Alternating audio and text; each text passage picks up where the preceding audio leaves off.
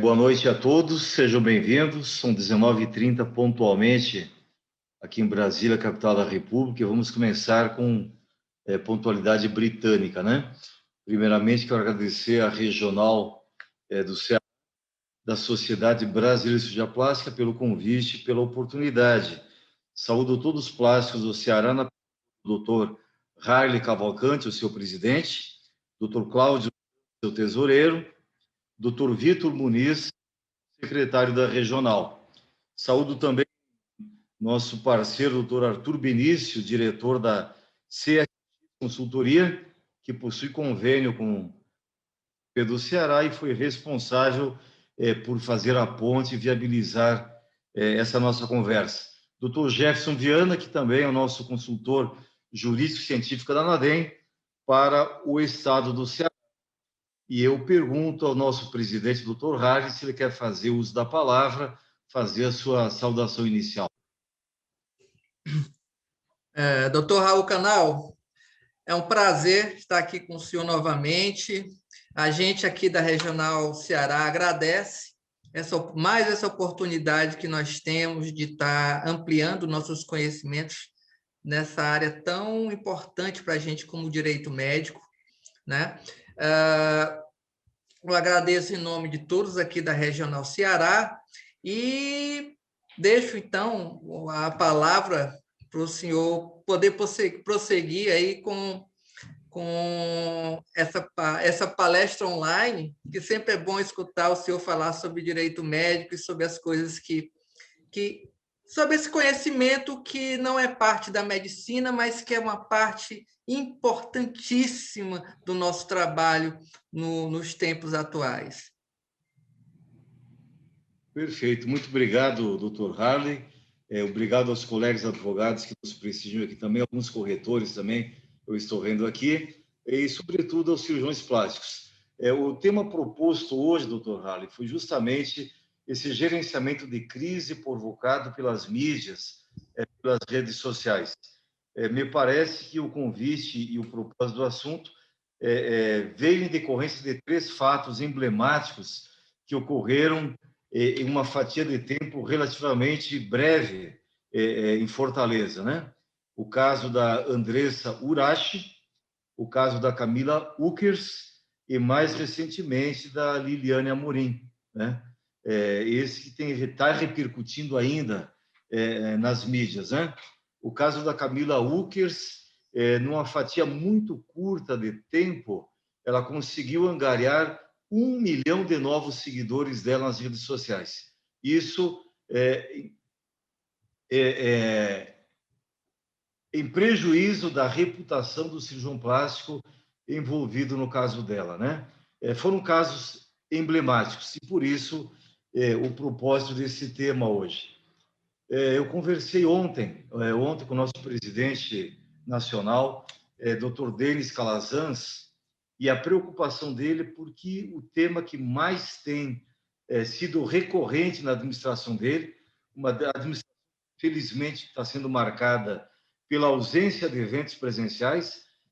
Não temos nenhum evento presencial, todos foram cancelados em decorrência da pandemia, e que tem gerado conflitos, centenas de conflitos, em decorrência da publicidade médica.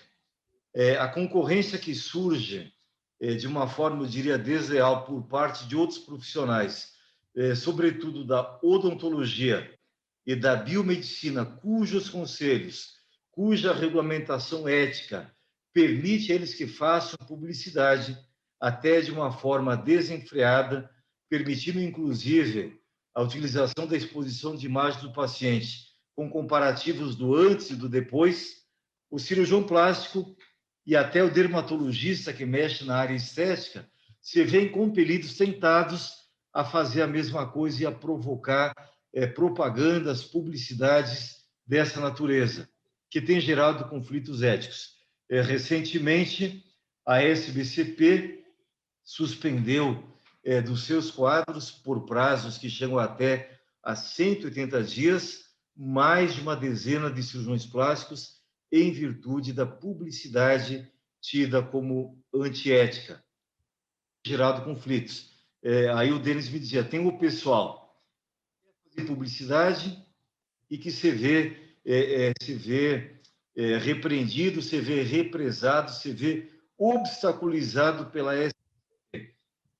E tem o pessoal mais ético, o pessoal mais conservador, que é contra a publicidade, que exige da sociedade medidas mais contundentes, medidas mais rígidas, medidas mais inflexíveis.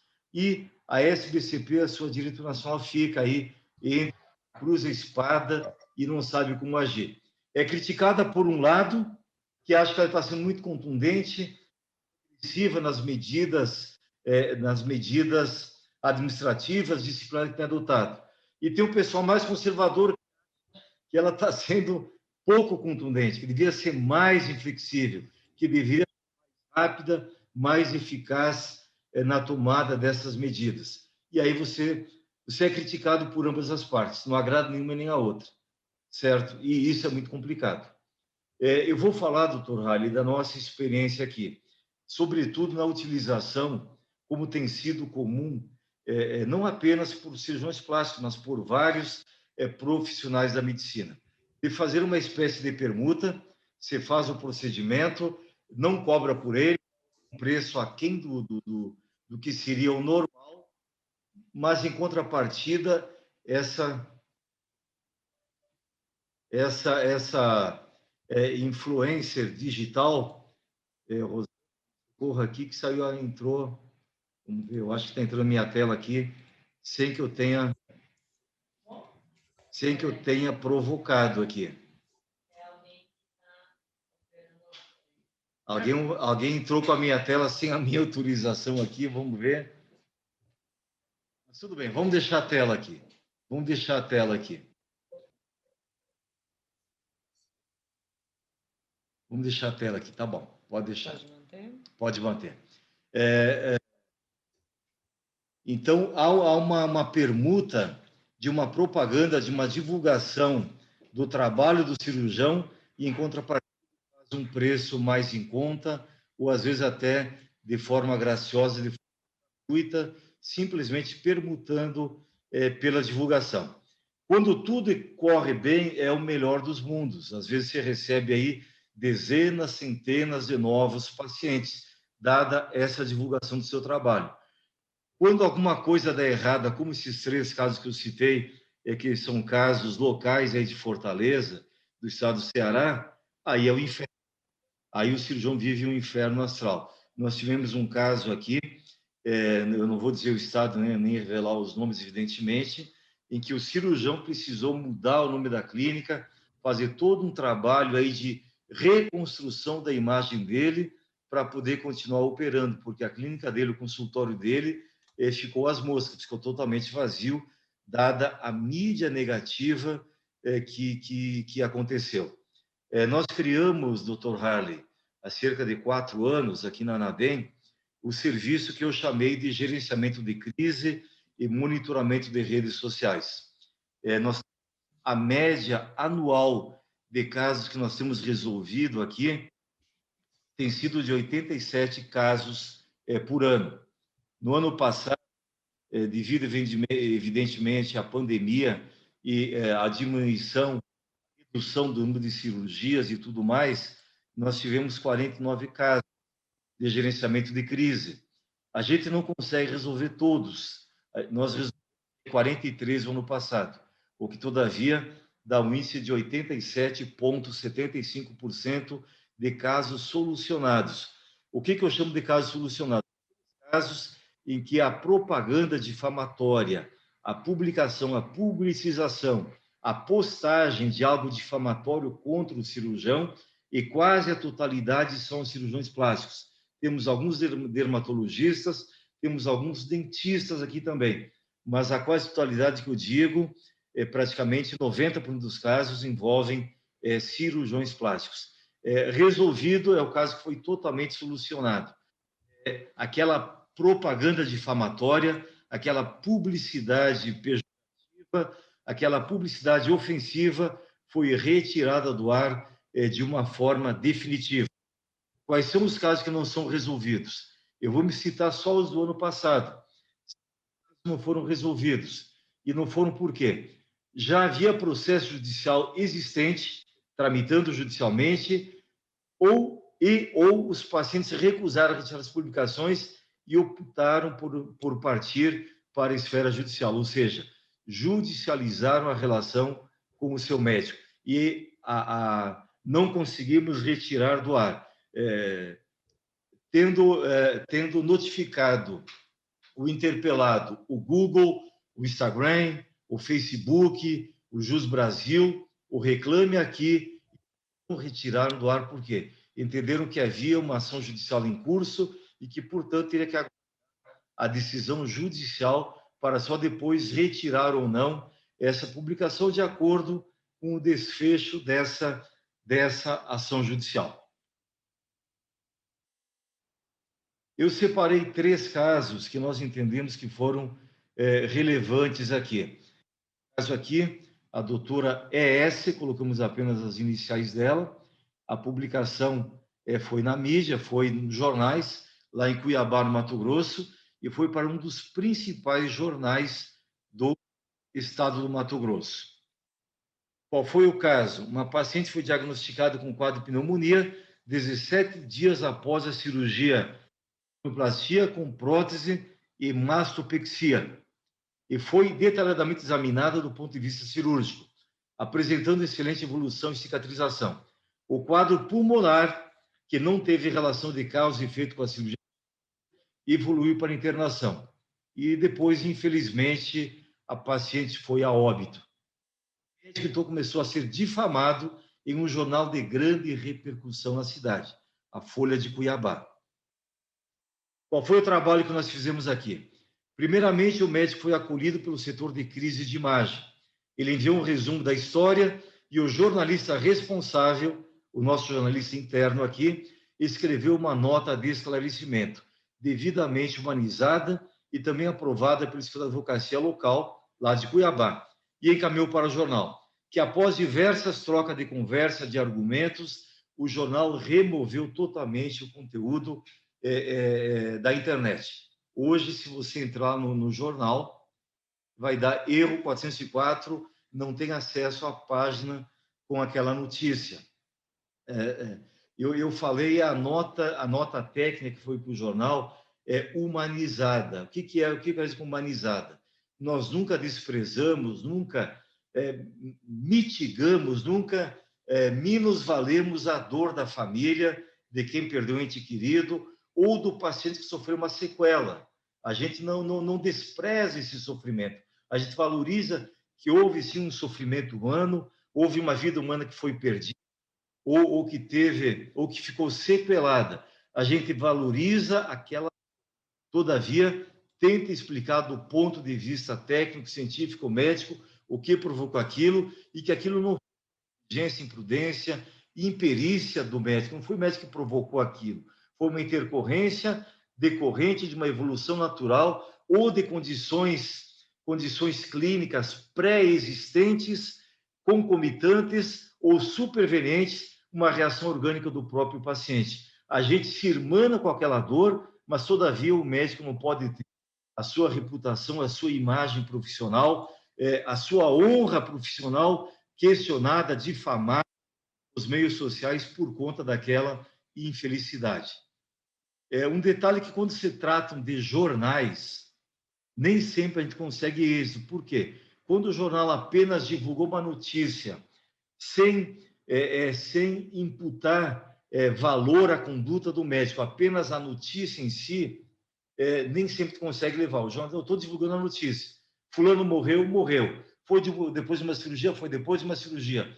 Foi decorrente de uma trombose venosa profunda, de uma embolia pulmonar pós-operatório imediato. Foi, então, eu estou dando apenas a notícia. Estou colocando, sim, o nome do paciente, colocando o nome do médico. Todavia, não estou atribuindo valoração à conduta do médico. Não estou difamando.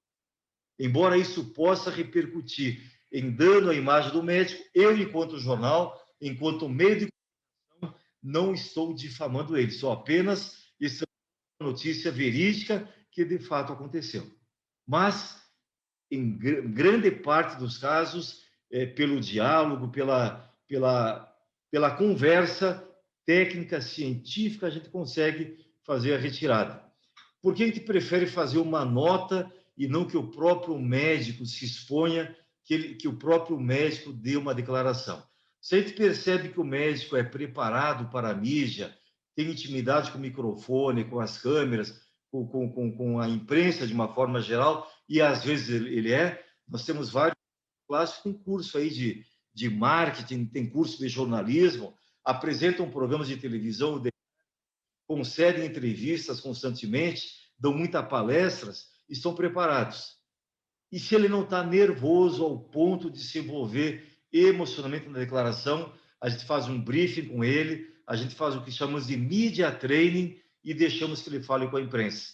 Mas normalmente não é o que acontece. Normalmente, ou nós falamos com a imprensa, ou o advogado local que está cuidando do caso do médico conversa com a imprensa após ter sido capacitado, após ter sido treinado por nós. Porque quase que invariavelmente o médico confunde a emoção dele, o conflito pessoal, o drama pessoal que ele está vivendo e acaba falando alguma besteira, acaba provocando um mal-estar com o jornalista e o jornalista, nós sabemos, ele coloca no ar aquilo que interessa. E muitas vezes uma frase infeliz, tirada do contexto, ela põe tudo a perder. Uma frase infeliz, nós vamos lembrar, a frase mais emblemática que eu posso lembrar é do então governador de São Paulo, o Paulo Maluf, que ele falou: estupra, mas não mata. Aquela frase retirada do contexto ficou para sempre, pulou a vida do Maluf. Então, a gente orienta que o médico não se pronuncie. Ele deixe ou os nossos profissionais, nossos jornalistas ou advogados conversarem com a imprensa. Esse caso aqui também é um caso recente. Aqui foi preciso que o médico mude o nome da clínica, inclusive.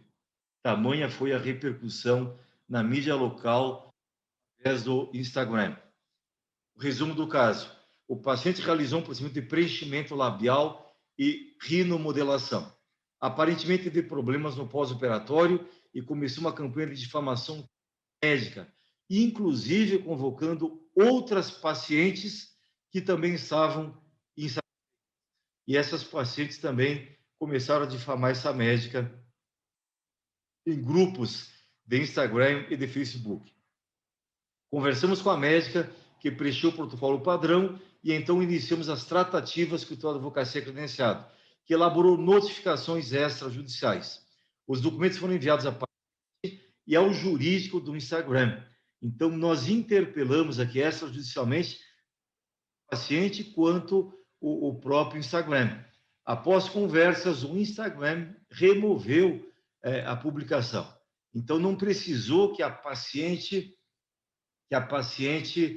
fizesse a remoção daquela postagem, daquela maledicência que ela provocou. O próprio Instagram removeu isso, da sua mídia com medo de receber, evidentemente, uma ação judicial, uma ação indenizatória. Esse terceiro caso aqui é um caso mais complicado, que é um portal bastante técnico, né? Que é o Doctoralia. O Doctoralia é como se fosse um reclame aqui dos médicos, né?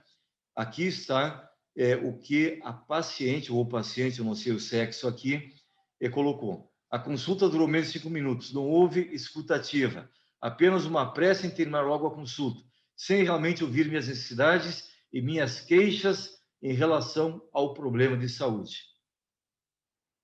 Qual foi a nossa conduta aqui? Como eu disse, o Doctoralia é um dos maiores portais de informações médicas do mundo. Diversos pacientes utilizam diariamente para fazer comentários e indicações de profissionais da área da saúde. Funciona como um reclame aqui médico. A doutora fulana foi avaliada negativamente por um paciente verificado na plataforma, mas que ela desconhecia. Ela não conhecia nenhum paciente que tinha feito aquele comentário em relação a ela. Então, nós entramos em contato com o portal para esclarecimento dos fatos e tomamos as providências. Todos esses casos que eu relatei, e todos os 43 que foram resolvidos no passado, nenhum deles, doutor Halley, nenhum deles precisou de uma ação judicial para fazer a retirada.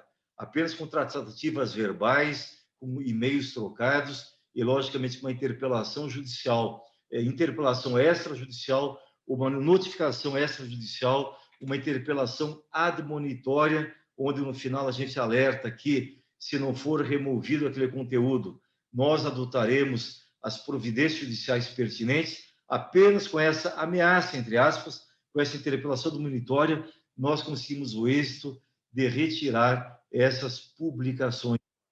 Então, o cuidado. Foi instaurada uma crise, coloca para um profissional. Se você não tem uma assessoria de imprensa na sua clínica, contrate uma assessoria de imprensa especializada em mídias sociais. Hoje são poucos esses casos, raríssimos, em que ocorre na mídia impressa. Geralmente as mídias sociais ou nos portais de notícia. Então, contrate uma assessoria de imprensa que tenha experiência nisso. E uma assessoria jurídica para orientá-lo também. Não tente você, médico, meter os pés pelas mãos. Você não foi capacitado para isso, você não tem formação profissional para isso e você está envolvido emocionalmente com isso, certo? Eu sou advogado há mais de 30 anos, aliás, completo 30 anos no próximo dia 13 de maio, e eu não cuido de nenhuma causa particular minha. Eu sempre delego para um advogado cuidar, seja uma causa civil, seja uma simples execução contra um inquilino, seja uma ação de despejo, uma ação na área de família, uma ação trabalhista. Por quê? Se eu for fazer a minha própria defesa, eu vou me envolver emocionalmente. Você, enquanto cirurgião, por mais experiente que você seja, você não vai fazer uma cirurgia em si próprio, certo? Então, quanto mais uma área que você não conhece. Então, delegue, coloque um profissional experiente para fazer isso, para gerenciar essa crise, certo? O ideal é que a crise não aconteça. Para que a crise não aconteça, seja o mais conservador possível em termos de publicidade e, sobretudo, em termos de mídias sociais. Aquele paciente que fala para um, esse segundo vai falar para um terceiro, os três vão falar para um quarto, para um quinto, os cinco vão falar para um sexto, um sétimo. Então, o cliente, o paciente satisfeito, é sempre a melhor propaganda, é sempre a melhor mídia. E se ele ficar insatisfeito, ele vai falar mal para um, para dois ou para três. Não vai falar para 3, 4, 5 milhões de seguidores, para 1 milhão de seguidores. Então, a possibilidade desse paciente expor a sua imagem para um universo maior é muito menor. Se mitiga essa possibilidade. Então, seja conservador. Mas, uma vez instaurada a crise, não quer dizer que essa paciente que veio ao seu consultório, indicada por uma outra paciente, ela foi atendida, ela sofreu um dano, ela ficou insatisfeita, e ela é uma digital influencer, não quer dizer que ela não vá difamá-lo, mas você mitiga essa possibilidade. E quando a crise instaurada, adote essas providências e não se envolva pessoalmente. Quando uma crise é muito grande, a gente já orientou, olha, pega a esposa, pega a família, pega o marido, os filhos, viaja aí para uma chácara, para um sítio, para uma fazenda, para um resort, saia das mídias sociais, saia do Instagram, saia do Facebook e deixa a gente gerenciar por aqui, deixa a gente gerenciar com a imprensa. O que a gente diz para a imprensa? Olha, o doutor ou a doutora realmente está estressado com o caso, orientado por seus médicos, ele está em repouso, está em descanso. Vai ficar uma semana, vai ficar alguns dias desligado para fazer uma terapia, porque a dor que ele está sentindo é tão grande quanto a dor da família. A família perdeu uma esposa, perdeu um marido, perdeu um filho, perdeu um pai, perdeu uma mãe. Ele perdeu uma paciente querida, uma paciente que ele valorizava, uma paciente que ele estimava muito. Então, além de ter perdido essa paciente, ele se sente como aquele marido cuja esposa foi assassinada e ele é investigado, ele inocente, teve a perda da esposa e é investigado como se ele fosse o assassino. Ele é um dos suspeitos e ele não tem culpa. Então, o doutor está sendo da mesma forma. Nós orientamos, os médicos lhe orientaram a permanecer uns dias em repouso com a família dele. Então, ele não vai se pronunciar, ele não vai dar entrevista, certo? Porque, nesse momento, aquela sentença de que tudo que você falar poderá e será usado contra você, ela é verdadeira, certo? E eu volto a dizer, nós fizemos aqui pela Regional de Brasília, da SBCP, há uns 2 anos, evento que nós trouxemos o Alexandre Garcia para dar uma palestra. Então, nós tínhamos autoridades do Poder Judiciário e autoridades da imprensa. E o Alexandre Garcia começou dizendo, olha, os médicos têm medo dos juízes. E eu digo, tenho medo do jornalista, porque o jornalista, antecipadamente, o jornalista ele te julga liminarmente, e o jornalista não está preocupado em produzir provas, ele quer saber o que vende jornal, ele quer saber o que mais vai dar notoriedade para ele. Então, ele vai ouvir a sua versão e vai publicar o que interessar para ele. Logicamente, isso aqui é uma parte antiética. Você tem os jornalistas éticos, você tem os jornalistas sérios, mas, infelizmente, a grande maioria hoje, como nós temos essa concorrência desleal na área médica, com invasão de especialidade, com a multiplicação de faculdades de medicina, isso ocorre hoje em quase todos os cursos de nível superior, em quase todas as profissões. Nós temos aí mais de metade dos motoristas de Uber tem curso superior.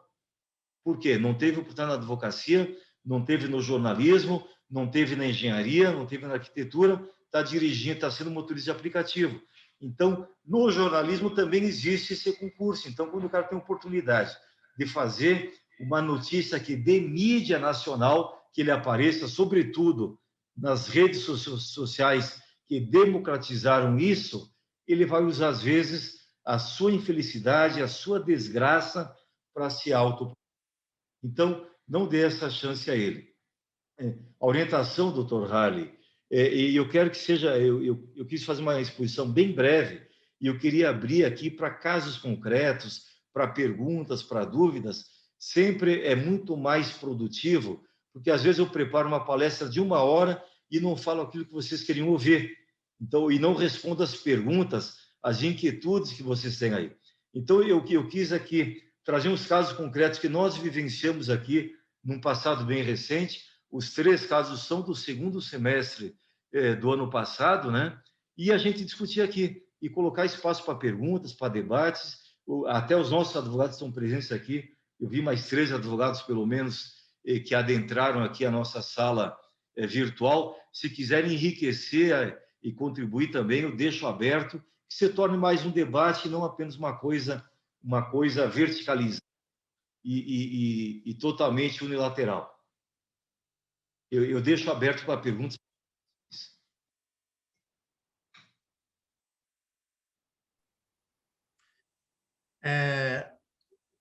Doutor Raul, obrigado pela explanação. Eu gostaria, sim, de fazer uma pergunta.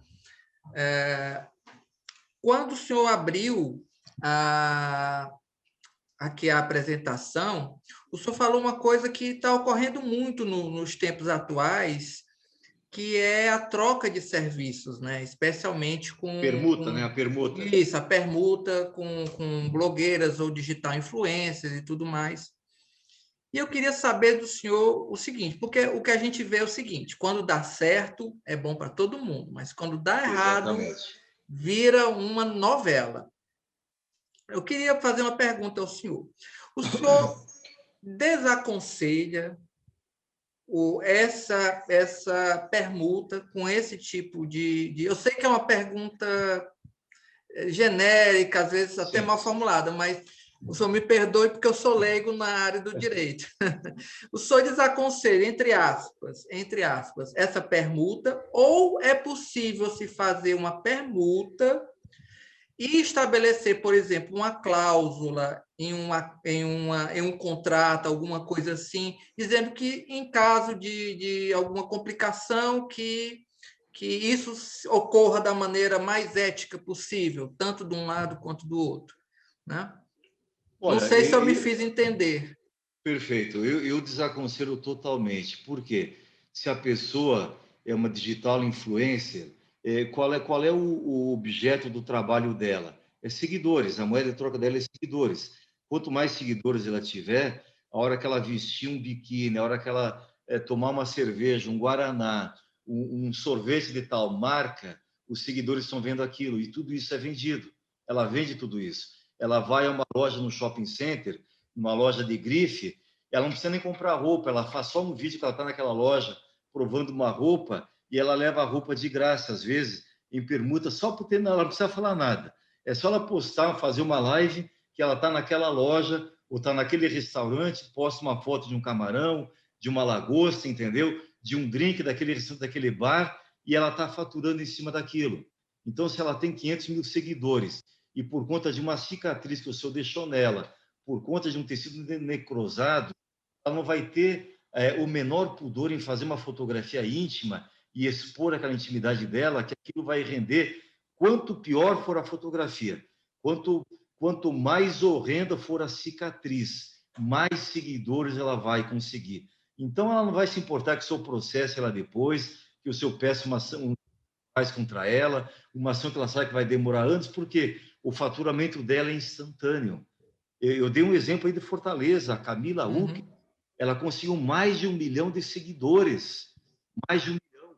A antecedente dela, Andressa Urach, ela chegou a colocar, o cirurgião falou que era para eu dizer que eu tinha pago 30 mil reais. Ela revelou que foi uma permuta, certo?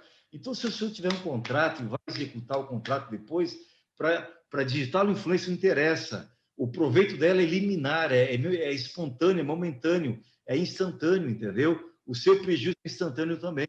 Para o senhor recuperar isso, e ela sabe que ela vive um minuto de glória que vai passar.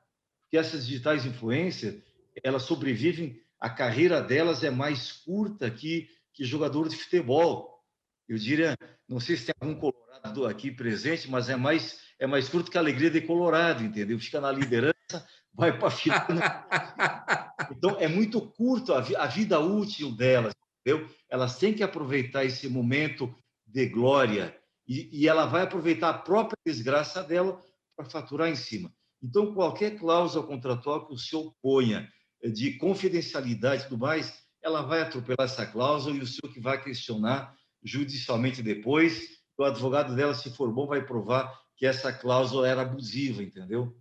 E o senhor não vai conseguir nada. Então, a orientação, não faça permuta. Não, a melhor propaganda demora mais para conquistar uma carteira de clientes, mas é sempre mais seguro, mais tranquilo. Como o senhor falou, quando dá bom o resultado, ótimo, é o céu. Quando dá ruim, como fala o carioca, é o inferno. Então, o senhor vai do céu para o inferno. 10, 20, 30 pacientes que vieram em decorrência da propaganda dela, o senhor vai perder 100, 200, 300 depois. Vai macular sua carreira. Infelizmente. Eu desaconselho. Eu não faria permuta. Se vier uma digital aqui, ó, você faz o meu divórcio para eu publicar depois lá no meu Instagram que o senhor é um advogado legal, que o senhor é um advogado bacana, que o senhor é o top das galáxias, eu não permuto. Eu até faria de graça para não faria permuta. Se tiver grato. E outra coisa, o CRM. O CRM eu falei numa palestra que eu participei com o pessoal inclusive a presidente do CANMESP estava presente. Eu falei, os conselheiros, desculpe o termo, são puta véias. Eles sabem quando o elogio é sincero, aquela paciente está grata e sabe quando o elogio foi comprado, entendeu? O CREMESP sabe. O juiz vai saber também. Então, não pense que você vai iludir. Olha, a paciente ficou satisfeita e me elogiou. Sabe quando o elogio é sincero, que é gratidão. E sabe quando houve uma negociação por trás, houve uma permuta, houve uma troca de favores, entendeu? O conselho sabe. O senhor, como presidente da sociedade, vai saber. Quando analisar uma rede social de um colega seu, você vai saber se foi sincero ou se foi uma permuta. Imagina um conselheiro que está lá há anos e anos julgando o processo no Conselho Regional de Medicina. Verdade. Doutor Raul, Eduardo Dantas, doutor Jefferson, por gentileza. Boa noite a todos, boa noite, colegas. Boa noite. Falando aqui diretamente de Fortaleza, é uma satisfação muito grande falar com... Saudade dessa terra, viu, rapaz? Pois é, essa questão da pandemia e essa impossibilidade de comparecimento virtual, presencial, tem essas vantagens, mas também tem essas desvantagens, né? A gente não poder estar presente, doutor Raul. Mas, primeiramente, lhe parabenizar aí pela palestra, é sempre muito bom a gente estar se reciclando e trazendo aqui temas para a gente poder debater sobre esse importante tema da questão da judicialização da cirurgia. Doutor Raul, muito mais é uma colocação que me tem sido feita pelos clientes, né, em relação à questão da abrangência da ANADEM em torno da questão criminal. O nosso contrato da ANADEM, ele traz essa proteção em todos os âmbitos, civil, junto ao CRM e na esfera criminal, mas a colocação que alguns pacientes têm me procurado em regra, quando o médico ele também é indiciado na esfera criminal, em regra, o indiciamento é por homicídio ou algum ato culposo. Lesão corporal leve, né? Até porque se presume que o médico que vai fazer uma cirurgia não vai ter o dolo de praticar qualquer tipo de conduta criminal. Porém, aconteceu um caso que ainda não foi instaurado oficialmente, aqui em Fortaleza, os colegas devem ter visto aí, que foi em Juazeiro, né? Saiu na notícia, saiu na mídia. O médico em si não é nosso paciente, né? Mas é um jovem médico, cirurgião plástico aqui do estado do Ceará, e que uma dessas, como o senhor muito bem falou, dessas blogueiras, né? Com todo respeito, até porque ela faleceu, que Deus a tenha, mas o delegado lá de Juazeiro está propenso a indiciá-lo por homicídio doloso. Pelo menos é o que está se falando nas mídias e nas notícias, né? Não sou advogado do caso, então, logicamente, que não posso falar com riqueza de detalhes. Mas minha pergunta é, doutor Raul, em caso de homicídio doloso, né, em que o médico ele é indiciado por homicídio doloso, a ANADEM, qual seria o nosso posicionamento em relação à cobertura do médico? E se teríamos como, em caso do médico, olha, mas eu quero que seja, vamos supor, o médico tem uma relação de confiança com o doutor Jefferson, ou com o doutor João, enfim. Se a ANADEM não tiver dentro da cobertura da ANADEM, o indiciamento doloso, haveria a possibilidade de ser feito um aditivo? Isso eu estou falando na segunda pergunta, evidentemente, se a primeira for negativa. Sim. Então, a minha pergunta seria nesse ponto. O indiciamento doloso de um médico, a nossa proteção, a nossa cobertura seria ativa, doutor Raul, nesse ponto? Normal, obrigado, porque... Mais uma vez, um abraço a todos os companheiros aqui presentes. Porque o dolo é a imputação feita pelo Ministério Público, né? Se é doloso ou não, se foi doloso, não só lá na frente que vai se saber, entendeu? Então, a cobertura é normal, vai ser feita de forma normal. Uma notícia boa, doutor Jefferson, em 22 anos, nós não temos até hoje uma condenação criminal transitada em julgado. Os associados da ANADEM, em 22 anos, o nosso índice tem sido 100%, não é 99,99%, 100% de êxito. Nunca houve uma condenação criminal transitada em julgado. Vou separar as coisas. Teve aquele caso lá de São Paulo, o Farad, como é que era? Farad Al-Farad, não era? Abdel Jorge Farad. O Jorge Farad. Ele esquartejou a mulher, entendeu? Aí é diferente. O caso do Ceará, em que a paciente finalmente foi a óbito, e o Ministério Público tenta enquadrar como dolo eventual, ou seja, você não preventou a morte, mas assumiu o risco de produzi-la. Ou, às vezes, pelo vital, você fez um procedimento arriscado. Tivemos caso aqui em Brasília, em que um anestesiologista atendia dias de forma simultânea. Então, o promotor, que agora é desembargador, inclusive, ele ofereceu a denúncia. Eu não sei, você tem criminalista que me pergunta, não sou criminalista, eu posso falar alguma impropriedade técnica, né? Mas ele ofereceu a denúncia como homicídio doloso qualificado, porque o motivo é torpe, o motivo torpe era o vil metal. Para economizar em honorários de anestesista, o anestesista atendia 2 cirurgias ao mesmo tempo, e uma das pacientes foi a óbito. O caso foi extremamente grave, porque o marido da paciente foi a óbito, era nada menos que o presidente da nossa Assembleia Legislativa, a nossa Câmara Distrital. Era um deputado presidente da Câmara Distrital aqui, o viúvo, né? Então, o caso tomou proporções gigantescas. Mas, dos casos que nós tivemos aqui, nenhum deles prevaleceu o dolo. ou seja, pode ter havido a pronúncia em primeiro grau, mas ou em habeas corpus perante o Tribunal de Justiça do DF, ou em habeas corpus perante o STJ, nós conseguimos, não sei se é desqualificar, se tiver um penalista, me socorra, por favor. Eu acho desqualificar para homicídio culposo e não doloso. Então, não teve nenhum caso que prevaleceu. Então, a defesa vai ser feita normalmente, E os casos criminais nos preocupam muito mais do que as ações indenizatórias, porque uma ação indenizatória julgada procedente, a seguradora vai bancar. O médico não vai ter prejuízo patrimonial. Uma ação criminal julgada procedente, ele vai responder com a liberdade dele. Ele vai ser preso. Aí não tem seguro que cubra, entendeu? Então, o caso criminal nos preocupa muito mais do que os casos civis. E a cobertura é normal, ele tem a cobertura, mesmo sendo doloso, a não ser que seja um caso tipo o do Jorge Farad, né?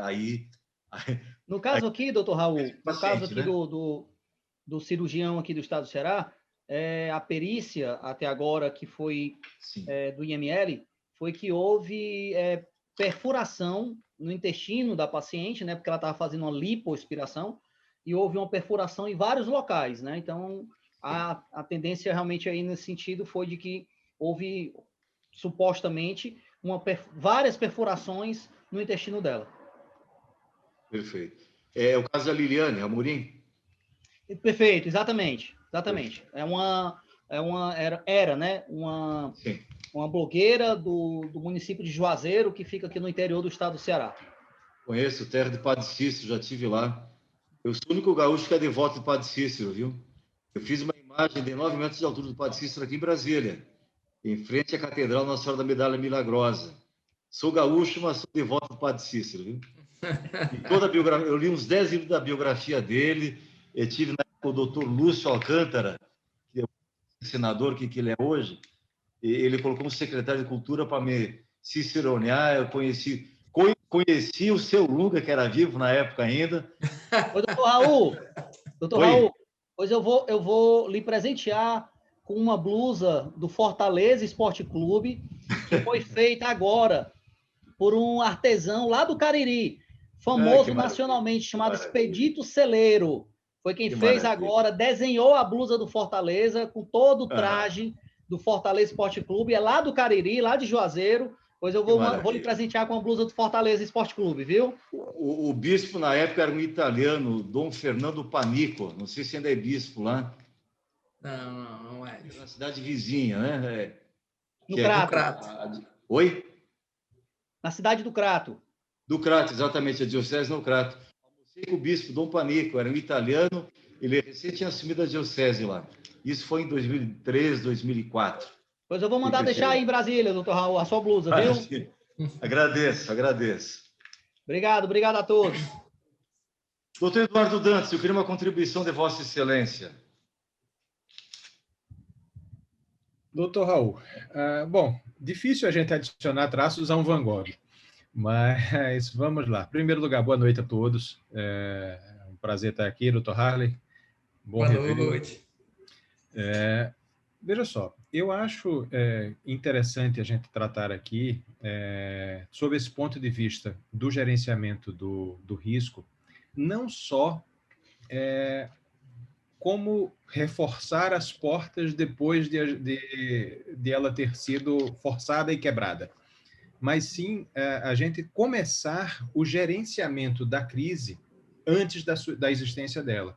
Tá? Talvez esse seja um dos pontos principais que seja necessário tratar, porque isso afeta a todos. Há quem já tenha necessitado do gerenciamento da crise, e há aqueles que vivem com a espada sobre a cabeça, esperando que ela aconteça. É muito melhor, é muito mais seguro que a gente consiga criar uma cultura dentro dos consultórios, tá, de proteção antes da situação ocorrer. E essa cultura ela pode ser criada de que maneira? Primeiro, conhecendo o tipo de problema a que os profissionais estão sujeitos, a que os plásticos estão sujeitos e que estão mais expostos em razão da profissão, em razão de todo o glamour associado à cirurgia plástica. Esse treinamento, esse cuidado, é preciso que se diga, ele não deve e não pode passar apenas pelos sócios ou pelo titular da clínica. É preciso envolver toda a equipe, tá? Desde o manobrista no estacionamento até a recepcionista. É preciso que eles entendam que o serviço que está sendo prestado na clínica, ele começa naquele bom dia, naquele boa tarde, naquele boa noite. Tá? Na recepção, a experiência do paciente, a experiência do cliente. Né? Uma equipe bem treinada vai refletir em uma melhor percepção do serviço. Porque o que é que nós temos visto acontecer muito? Grande parte dos problemas associados à judicialização não decorrem nem de uma intercorrência e nem de um erro ou de um equívoco no próprio tratamento, mas sim em falha na percepção das expectativas.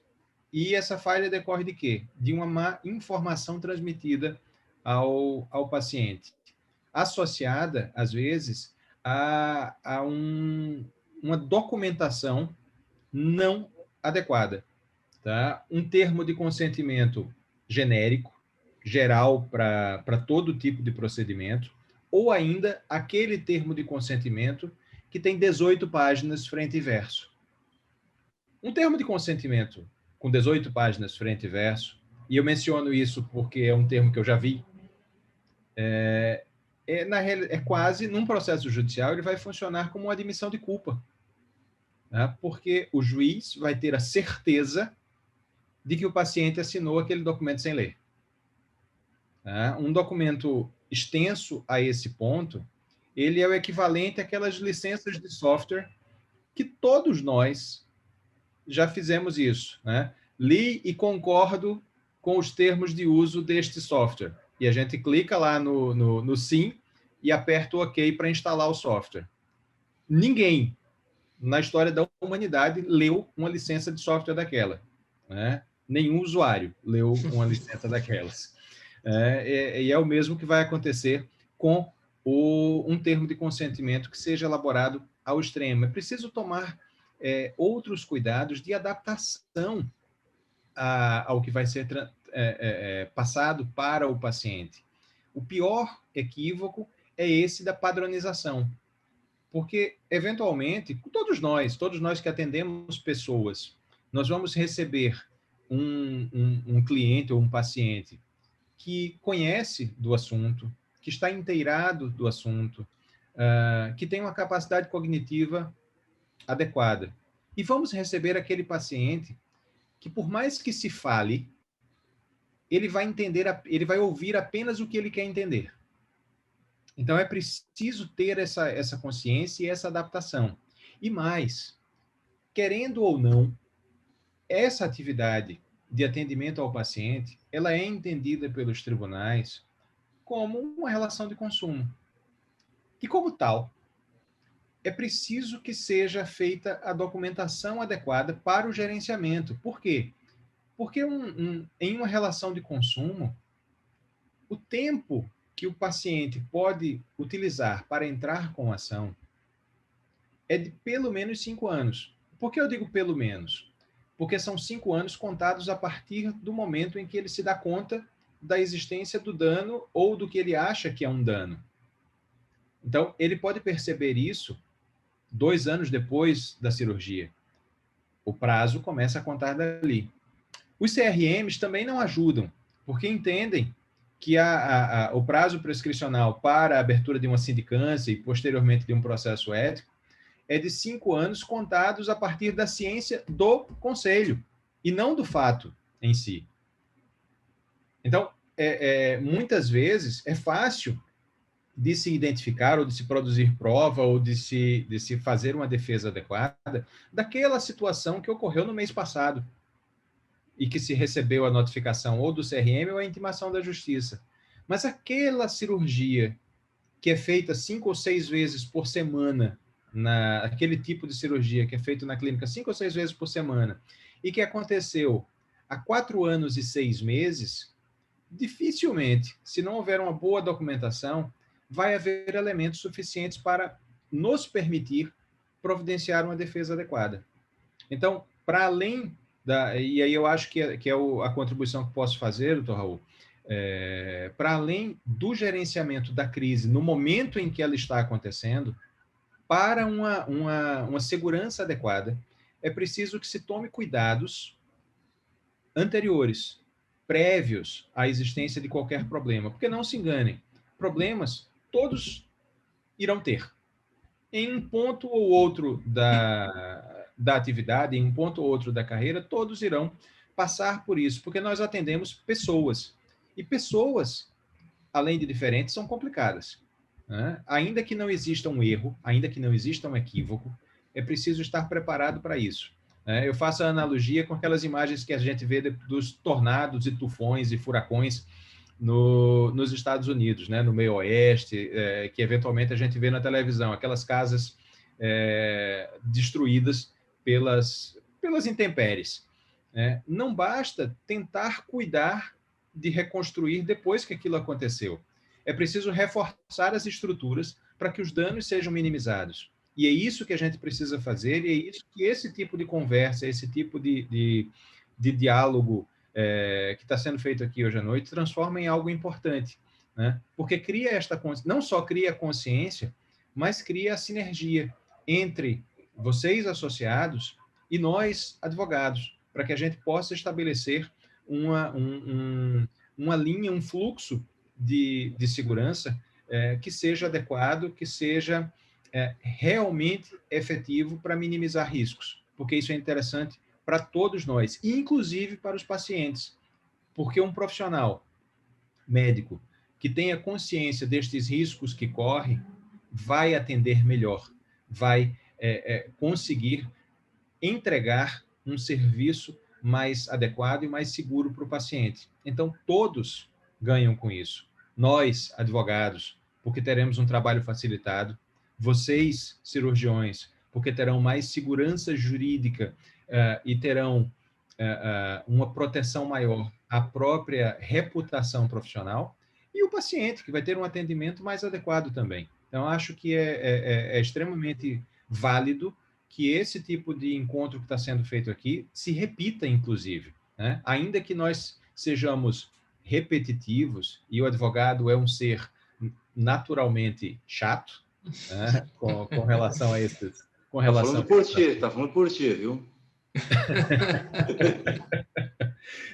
Então, ainda que seja assim, é preciso que nós façamos esse tipo de conversa para poder estabelecer segurança jurídica. Obrigado, Eduardo. Muito boa contribuição. Os cirurgiões plásticos, alguém tem dúvida, algum caso concreto, quer fazer alguma pergunta objetiva? Fica à vontade, gente. Só desmutar o microfone e fica à vontade.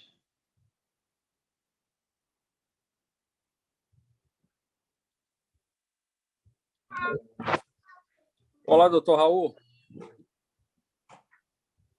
Pois não? Ângelo, aqui de Belém do Pará.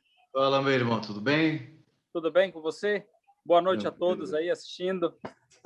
Doutor Raul, na verdade, só mesmo para compartilhar aqui com os cirurgiões plásticos e com os colegas presentes, né, que no gerenciamento de crise, é muito comum o compartilhamento do cirurgião plástico, do profissional, dos prints, dos comentários que foram feitos, né, na rede social, no grupo fechado de conversa de WhatsApp, daquela palavra danosa, do que foi veiculado ali, comentando sobre o procedimento, né?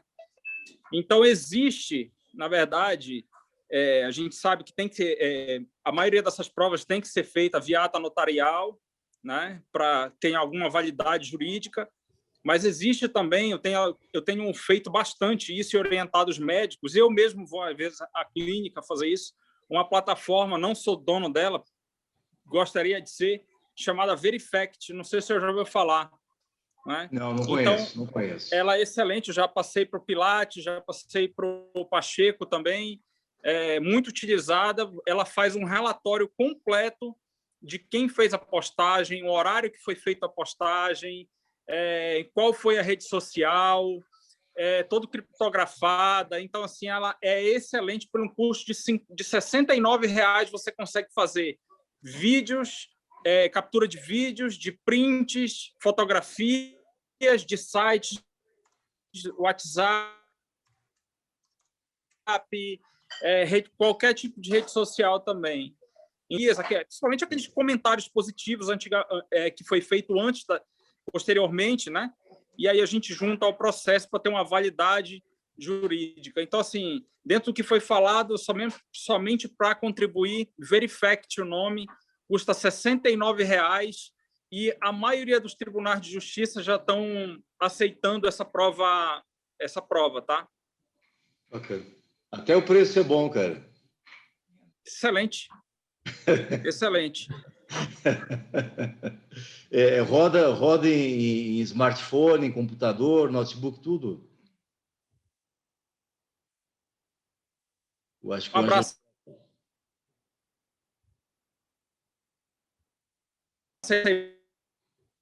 Você travou, Ângelo. Você congelou aí.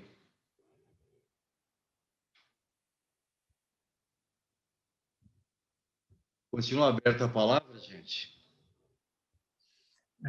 O nome da plataforma é Verifact, né?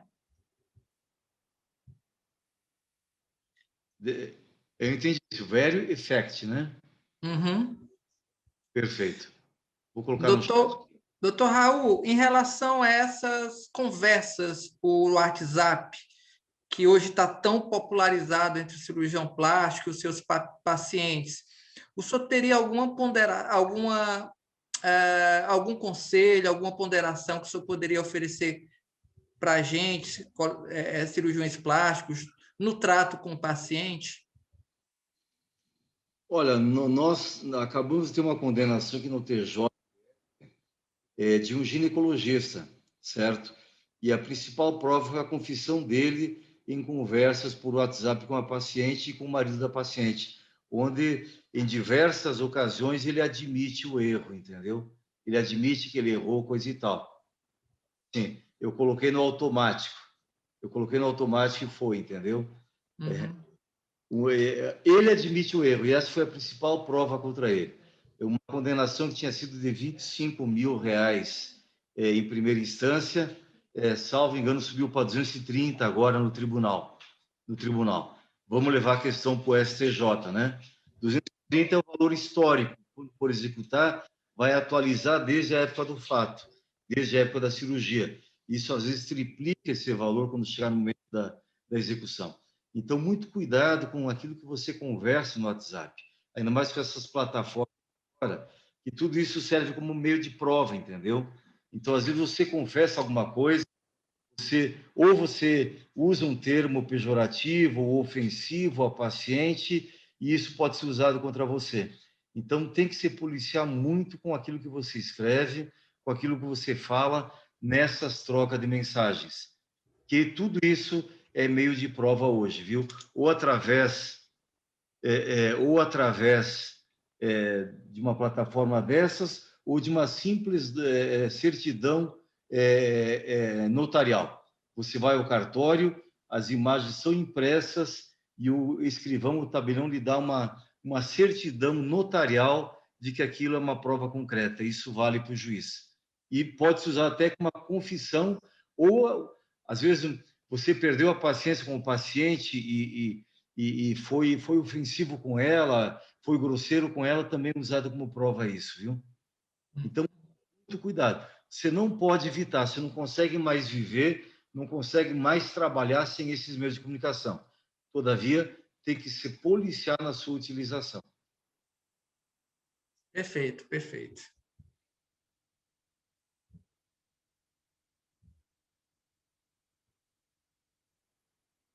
Eu confirmo aqui, Ângelo Sampaio, é Verifact, né? Oi, doutor, caiu a minha ligação, FACT. Tá? O meu sinal cortou aqui, é Verifact, eu já encaminhei para a Paloma e para o seu WhatsApp também. Perfeito, maravilha. Já vamos providenciar aqui, eu não conheço. Não sei se o Valdir e a equipe interna conhecem aqui, mas eu não conheço essa ferramenta. Já vou providenciá-la. Tá ótimo. Boa noite a todos. Doutor Ângelo já tinha conversado comigo, a gente já estava a par dessa ferramenta. Eu gostaria só de aproveitar aqui também para ressaltar uma situação de um gerenciamento de crise que nós fizemos essa semana, né? Tá um modismo entre os cirurgiões plásticos aqui de deixar pacientes satisfeitas criarem grupos de WhatsApp, né? Ela faz questão de criar esse grupo e vão adicionando pacientes, tá? E amigas, né? E aí, como já foi falado aqui, né? Quando tá tudo bem, a questão vai evoluindo bem, né? Mas basta um comentário ali, uma interpretação para o negócio desandar. Nós tivemos um caso que uma das pacientes falou que não tinha ficado muito satisfeita com o atendimento, aí uma outra já falou que também não tinha ficado satisfeita e acha que é por causa da cor dela, né? Então, o médico me procurou já dizendo, ela já me acusou de racismo, e vira uma bola de neve, aí só vem aí um comentário desfavorável atrás do outro, né? Então, a gente acaba tendo que fazer o gerenciamento de crise, tá? Até, né, pegando os telefones, fazendo algumas notificações dessas pacientes, tá? Na realidade, até quando há uma interpretação exagerada do próprio profissional, a gente acaba notificando ele também, né? Para esclarecer que ela foi uma impressão dela, que não tem uma coisa mais grave aí também. Mas é importante aí ter esse cuidado, tá? De não deixar criar esses grupos, porque depois, quando perde o controle, o prejuízo à imagem do profissional é muito grande, tá? Era isso. Obrigado, Valdir.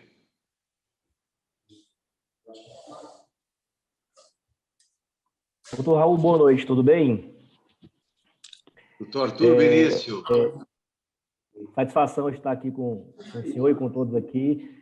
Atualmente nós temos aí 60 pessoas na sala, certamente uns 25 a 30 são membros da Sociedade de Cirurgia Plástica do Ceará. Enquanto não há algumas perguntas, né, sobre esse tema que nós estamos abordando, gerenciamento de crise, eu ia sugerir para o Dr. Raul falar um pouco dos benefícios, né, principalmente nos tempos atuais, da proteção financeira do cirurgia segura. Fazer um breve review aí, porque também não deixa de ser uma proteção, né, na atividade de cirurgia plástica. E eu conversava com o Dr. Harley na semana passada, e esse foi um dos assuntos que a gente quer disseminar aqui, né, principalmente após a cobertura de infecções, né, e aí eu sugiro aqui que o Dr. Raul comente um pouco, né, enquanto os cirurgiões plásticos não falam algumas dúvidas, né, ou algum caso prático que eles queiram saber, tá bom? Perfeito, doutor Arthur, eu não tenho a menor dúvida que o Cirurgia Segura hoje é o nosso melhor produto, viu? Eu não tenho a menor dúvida quanto a isso. Ele se consolidou agora, está se criando a cultura de fazer a cobertura financeira para a cirurgia plástica, sobretudo cirurgia estética, né? E nós observamos aí as intercorrências. As intercorrências são pequenas. O nosso ticket médio hoje, se eu não me engano, é R$ 4.300, o ticket médio, certo? Tem intercorrência de R$ 1.500, de R$ 1.000, mas tem intercorrência de 120. Tivemos uma agora recentemente de R$ 150 mil. Nós tivemos a ousadia de dar cobertura para o Covid, né? Então, o paciente fez a cirurgia. 3, 4 dias depois, positivou para a Covid. Como é que você vai provar que não foi na cirurgia que ela contraiu? Pode ser no pós-operatório, pode ser em casa, ela pode ter vindo já infectada para a cirurgia, entendeu? E como é que se discute isso? Então, nós demos a cobertura.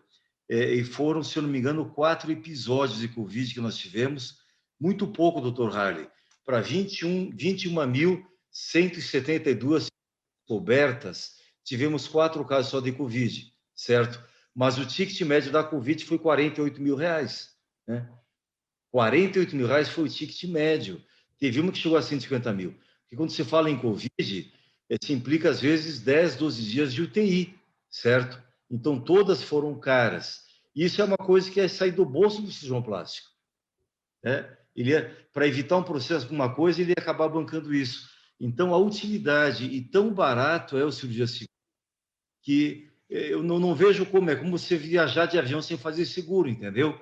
A possibilidade de você ter a queda de avião é pequena, de ter uma intercorrência na cirurgia é muito maior, certo? Hoje aí, eu não sei o Luiz Vargas aqui, eu não sei se nós temos o número de 2020, já temos sim, mas eu não lembro agora. Mas eu acho que é na faixa de 2,2%. Ou seja, de cada 1.000 cirurgias, 22 dão problema. 2,2%. É um índice, é pequeno, é sim, mas é um índice substancial. É um índice de cada 1.000 aviões que decolam, não são 22 que caem, entendeu? E cirurgia, de cada 1.000 cirurgias, 22 dão algum tipo de problema. Pode ser uma complicação simples, uma simples deiscência de ponto, um simples hematoma, um seroma, mas para ordenar um hematoma, um seroma, você gasta na faixa de R$ 2.500. Então, não é um valor desprezível, não é um valor irrisório. A intercorrência que nós mais tivemos, a maior incidência, semana que vem, doutor Harry, nós vamos soltar o Panorama 2020, onde vai colocar todas as intercorrências que nós observamos, cada uma delas narrando um breve, uma sinopse da cirurgia que aconteceu, quanto custou, quanto foi pago, qual foi o tratamento. Mas o que mais aconteceu foi a anemia. Uma anemia, se é uma bolsa de sangue, estamos falando em R$ 1.800. Se são 3 bolsas de sangue, isso vai para R$ 5.500. Então, não são coisas pequenas, entendeu? E o valor que você paga para ter essa cobertura é irrisório face ao valor do procedimento. Quer dizer, no pacote cirúrgico, ele não implica na faixa de 2% do valor do pacote. Então, é tão barato para você ter essa tranquilidade, certo? Vale a pena. E uma notícia que eu dou aqui em primeira mão, ontem foi emitida uma apólice da HDI. Então, a partir de hoje, nós temos a cobertura da HDI, uma seguradora alemã, uma das maiores do mundo, já está emitida a apólice, temos uma cobertura da HDI. E temos uma negociação muito avançada com a Rede D'Or. Fechando o contrato com a Rede D'Or, tanto todas as cirurgias estéticas feitas na Rede D'Or serão cobertas pelo Cirurgia Segura, como também os 56 hospitais da Rede D'Or serão hospitais de referência, onde nós internaremos aqueles pacientes nossos que, porventura, necessitarem de uma UTI ou até de uma simples internação hospitalar. Então, é uma notícia boa em dois sentidos. Primeiro, que a Rede D'Or vai cobrir todas as cirurgias feitas, e segundo, que teremos todos os hospitais da Rede D'Or, que são 56, se eu não me engano, toda semana eles mudam esse número, adquirem novos hospitais, né? Então, todos os hospitais da Rede D'Or serão referência para o Cirurgia Segura. Perfeito, perfeito. Obrigado pela oportunidade, doutor Arthur. Pergunta muito oportuna. Não estava no roteiro, mas é oportuna. Ok, doutor Raul. O doutor Cláudio e o doutor Vitor, né, que representam também a sociedade, gostariam de dar algum depoimento, tirar alguma dúvida, fazer alguma colocação?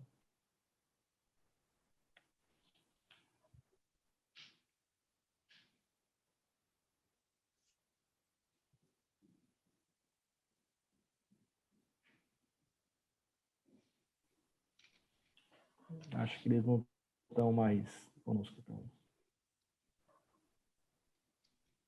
Bom, doutor Harley, a gente se coloca à disposição, sempre quiser provocar algum tema desses, viu? Estamos à disposição, tem profissionais de primeira grandeza conosco aqui, eu procuro atrapalhar o mínimo possível, né? Mas todos são ótimos profissionais. Nesse gerenciamento de crise que eu falei, o nosso jornalista que coordena isso, ele tem a MBA pela USP sobre monitoramento, gerenciamento de redes sociais, profissionais altamente experientes.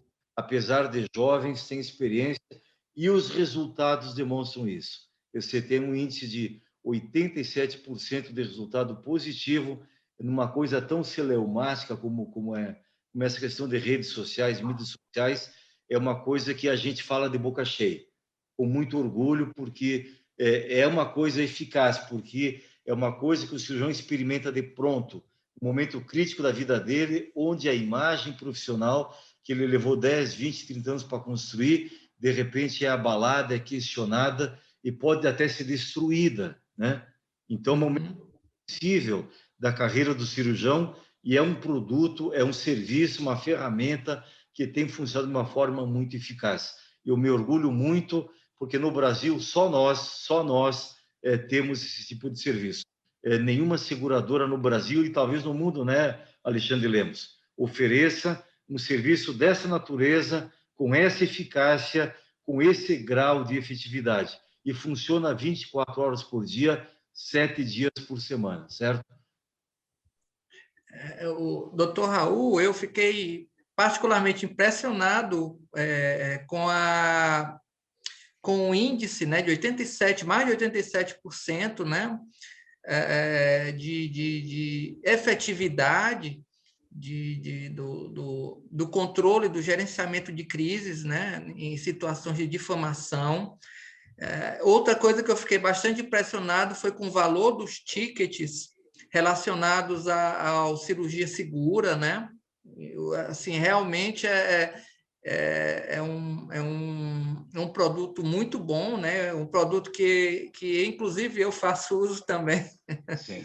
Eventualmente, especialmente quando o paciente não tem convênio. E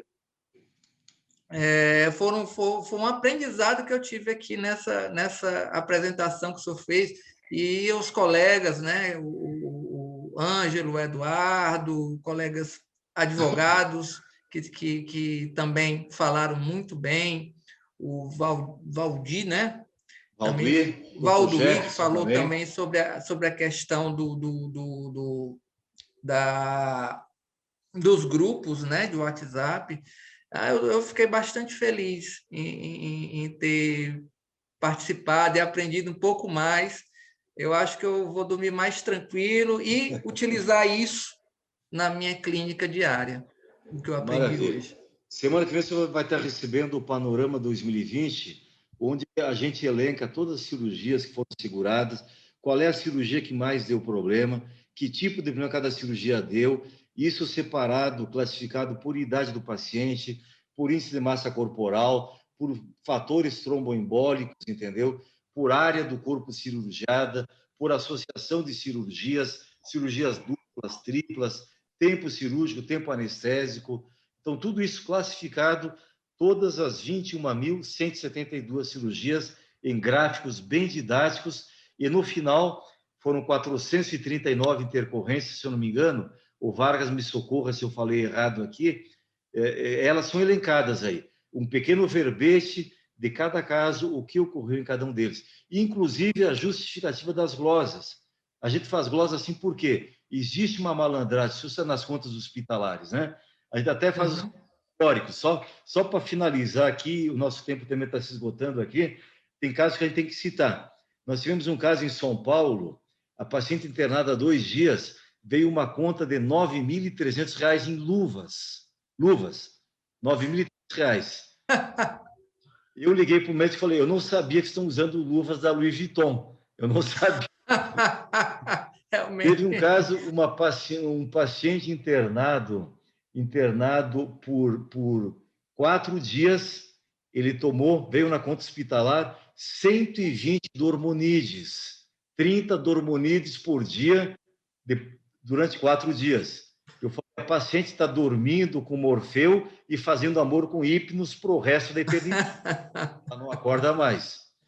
Teve um caso em Minas Gerais, o paciente foi fazer uma tomografia torácica e tomou contraste, né? Veio de 100 frascos de contraste, R$42 mil em contraste. Esse paciente nunca mais viaja de avião porque não passa em raio-x, né? E por aí vai. 800 metros de esparadrapo, mumificar o paciente, entendeu? Então, eu estou falando só os casos folclóricos, entendeu? Mas, então, as contas têm que ser têm que ser auditadas com carinho, e as contas são auditadas. A conta de R$100 mil e a conta de R$1.000 é auditada também, certo? Então, e a orientação para os auditores é: só não paga se tiver certeza. Se tiver dúvida, paga. Essa é a orientação. Só não paga quando tiver certeza que não é para pagar. Na dúvida, paga sempre. Perfeito. Perfeito. Então, queria aproveitar para agradecer ao Dr. Raul, né, em nome da CSX, que é a consultoria que é representante, uma das representantes aqui no Ceará. Queria agradecer ao Dr. Harley pela iniciativa e apoio a este evento, né, e dizer aos colegas médicos, né, nossos clientes e outros que ainda não são, que nós ficamos à disposição, né, caso queiram conversar conosco para tirar alguma dúvida. O Dr. Jefferson é o conselheiro jurídico aqui de Fortaleza, está sempre presente conosco, então a gente se coloca também à disposição, né, extra live, para tirar alguma dúvida ou prestar algum esclarecimento, tá bom? Então, da minha parte, eu agradeço e deixo o Dr. Harley finalizar aí, o Dr. Raul também. Dr. Raul, Dr. Harley, também quero aqui agradecer, em nome do escritório Jefferson Viana Advocacia, aqui de Fortaleza, essa oportunidade que a gente tem de estar conversando nesse período tão complicado da vida de todos, e que eu sempre faço essa equiparação, ao mesmo tempo em que o médico é o protetor para o paciente, eu quero colocar o advogado como protetor do médico. Então, eu sempre tenho essa equiparação com os profissionais para que tenham essa certeza de que a advocacia cada vez mais está se especializando em defender os médicos, juntamente aqui com o Dr. Raul, juntamente com a ANADEM, e dizer da minha satisfação em ter participado aqui desse debate, né, na verdade, desse aprendizado, né, que nós estamos aqui todos. Satisfação muito grande ver, mesmo que virtualmente, meu amigo médico aqui de Fortaleza, que eu sempre encontrei nos congressos da ANADEM, Dr. Harley. Dr. Harley, muito bom lhe ver por aqui, tá? E mandar um abraço para todos os colegas do Brasil e me colocar à disposição sempre para a gente poder conversar e debater. E um forte abraço, especial abraço para o meu amigo Dr. Raul Canal. Eu espero vê-lo em breve, Dr. Raul, aqui em Fortaleza, para a gente tomar aquela cervejinha e comer aquele caranguejo. Com certeza. Dr. Harley, muito obrigado ao senhor, a toda a SBCP Regional do Ceará, e coloco novamente, coloco a ANADEM à disposição dos senhores, sempre que quiserem precisar de algum conhecimento, algum debate, qualquer temática nessa área, pode contar com a gente, viu? Eu que agradeço, doutor Raul. Caranguejo também, com certeza aceitaremos o convite. Viu? Doutor Jefferson, obrigado aí pela menção. Eu agradeço a todos realmente, doutor Jefferson, o Arthur, e o agradecimento principal do Dr. Raul Canal pela apresentação, pelo tempo que ele dedicou aí a nos passar esse conhecimento, porque para mim, como para a maioria dos colegas cirurgiões plásticos aqui presentes, é extremamente valioso. Hoje eu vou dormir mais tranquilo e mais conhecedor dessa área tão interessante que é o direito médico.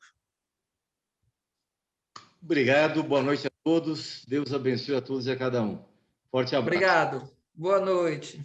Boa noite, pessoal. Boa noite. Boa noite, gente. Obrigado.